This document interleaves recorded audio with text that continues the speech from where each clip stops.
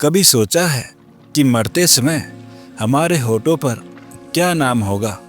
पैसा, परिवार या फिर वो नाम जो मृत्यु को भी परास्त कर देता है? आज की कथा कोई साधारण उपदेश नहीं, बल्कि वो गारंटी है जिसे स्वयं भगवान श्री कृष्ण ने दी है कि जो सच्चे मन से उनका स्मरण करता है उसे वे सहजता से मिल जाते हैं। आइए आज इस अमूल्य सत्य को गहराई से समझते हैं।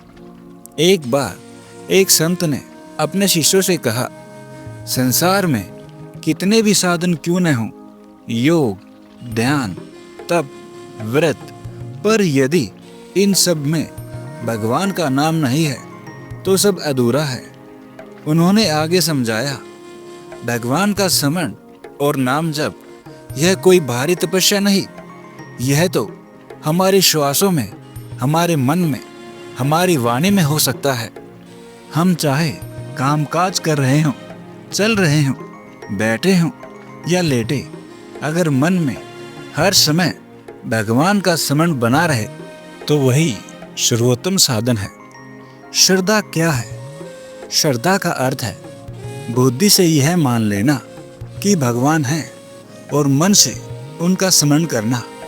इसमें पैसा नहीं लगता, जगह नहीं चाहिए, बस अंदर की स्वीकार्यता चाहिए।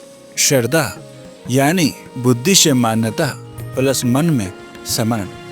संत कहते हैं, भले ही मृत्यु आ जाए पर भगवान का नाम न छूटे।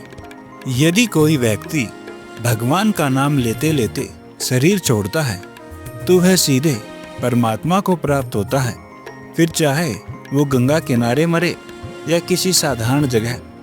श्री कृष्ण गीता में कहते हैं, जो व्यक्ति निरंतर मेरा स्मरण करता है मैं उसके लिए सुलभ हूँ।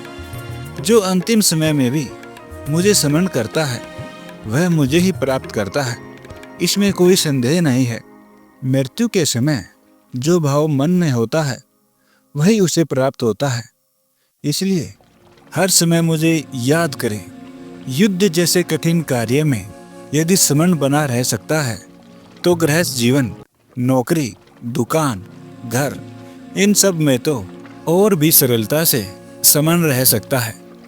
कैसे करे स्मरण? काम करते समय मन में नाम जपना चाहिए, चलते समय श्वासों में नाम जपना चाहिए और सोते जागते बुद्धि में स्मृति होनी चाहिए। नियम नहीं, प्रेम चाहिए, दिखावा नहीं, अंतर का भाव चाहिए। तो चलिए आज से एक व्रत लें।